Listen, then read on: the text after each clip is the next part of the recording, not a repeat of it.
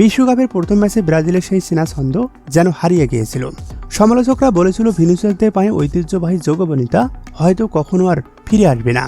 কিন্তু সব রকমের সমালোচনার সব সংখ্যা এক ফুৎকারে উড়িয়ে দিল সেলেসাওরা। স্কটল্যান্ডকে স্রেফ উড়িয়ে দিয়ে রাজকীয় ভঙ্গিতে চ্যাম্পিয়ন হয়ে নকআউট পর্বে পা রাখল 5 বারের বিশ্ব চ্যাম্পিয়ন ব্রাজিল। মাঠে তখন শুধুই ভিনিসিয়াসের রাজত্ব। তার পা থেকে যখন ব্যাক টু ব্যাক 2টি গোল এলো, তখন পুরো স্টেডিয়াম যেন এক জীবন্ত অগ্নিগিরিতে পরিণত হলো। ভিনির পায়ের জাদুতে এমন তাল উঠল যে গ্যালারিতে হলুদ সমর্থকদের উন্মাক্ত সাম্বা নাচ। ফুটবল বিশ্ব দেখল ব্রাজিল যখন ফর্মে থাকে তখন তাদের আটকানো অসম্ভব। ম্যাচের সময় তখন 60 মিনিট। মেথুস কুনিয়ার পা থেকে এলো ব্রাজিলের তৃতীয় গোলটি। আর তখনই ধারাভাষ্যকার আবেগ ধরে রাখতে না পেরে মাইক্রোফোনে চিৎকার করে উঠলেন, Brazil is back with beauty. হ্যাঁ, শুধু জয়ই নয়, সুন্দর ফুটবল ফিরিয়ে এনে মন ভরিয়ে দিল 5 বারের বিশ্ব চ্যাম্পিয়নরা।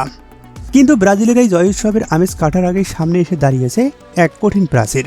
নকআউটের মহাযুদ্ধে সেলেসাওদের প্রতিপক্ষ এবার এশিয়ার আসল পাওয়ার হাউস জাপান।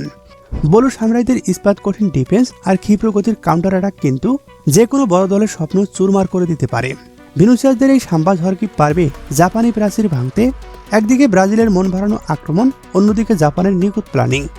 আপনার কি মনে হয়, কোয়ার্টার ফাইনালে কি ব্রাজিল যাচ্ছে নাকি জাপান ঘটাবে বড় কোনো অঘটন? জানিয়ে দিন আপনার মূল্যবান মতামত।